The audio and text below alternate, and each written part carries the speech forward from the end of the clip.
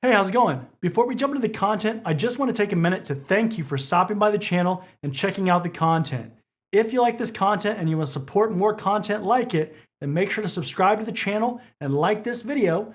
You can also check out the YouTube membership program and cybertrainingpro.com, where I put practice exams and other things that I couldn't put on YouTube. Again, regardless of how you support the channel and my content, I couldn't be more appreciative. Thank you so much, and let's get into the content.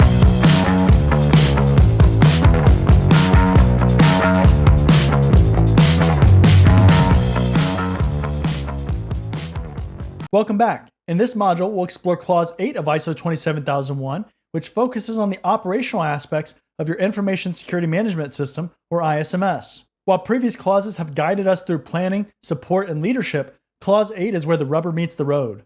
It's all about putting your plans into action and managing the day-to-day operations to protect your information assets effectively. Let's break down what you need to know to operationalize your ISMS.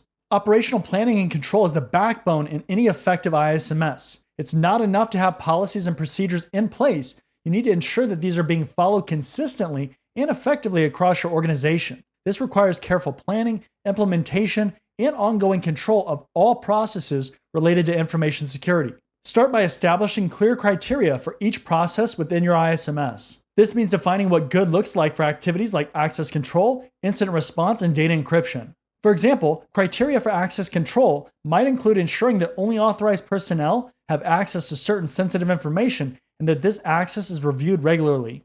Once you've established criteria, implement controls to make sure processes align with it. For example, if your criteria requires that employees complete security awareness training annually, you need a system in place to track completion and send reminders as needed. Documentation is key here. You need to maintain records that show processes have been carried out as planned.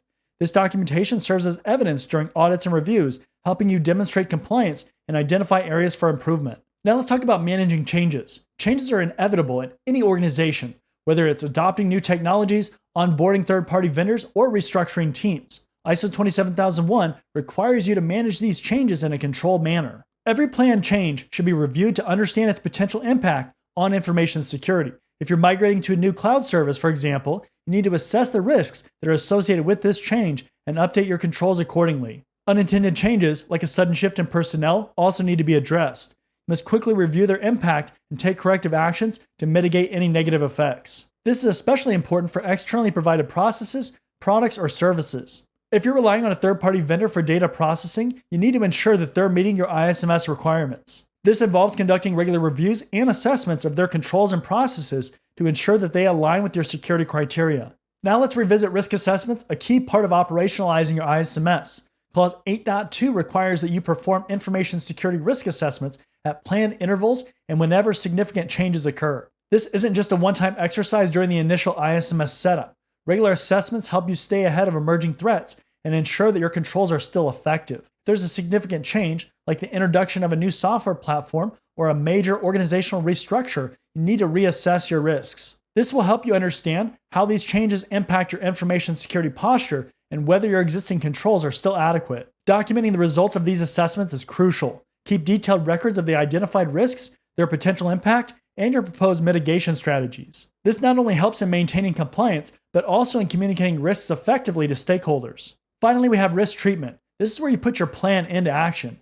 For each identified risk, you should have a corresponding treatment plan that outlines how you're going to handle that risk. So are you going to mitigate it? Are you going to transfer it? Are you going to accept it? Or are you going to avoid the risk altogether? For example, if your risk assessment identifies a high risk of unauthorized access to sensitive data, your treatment plan might include implementing multi-factor authentication, conducting regular access reviews, and providing targeted training to employees. Once these treatments are in place, it's important to document the results. This includes what actions were taken, whether they were effective, and any remaining residual risks. Documenting this information allows you to track the effectiveness of your treatments and make adjustments as needed. Remember, risk treatment is not a one-and-done process. It's part of an ongoing cycle of improvement. You need to regularly review the effectiveness of your controls and adjust your treatment plans as necessary to address new or evolving risks. To summarize, Clause 8 of ISO 27001 is all about making your ISMS operational. It's where you move from planning and preparation to action and control. By carefully planning, implementing, monitoring your information security processes, managing changes, conducting regular risk assessments, and effectively treating risks, you ensure that your ISMS remains effective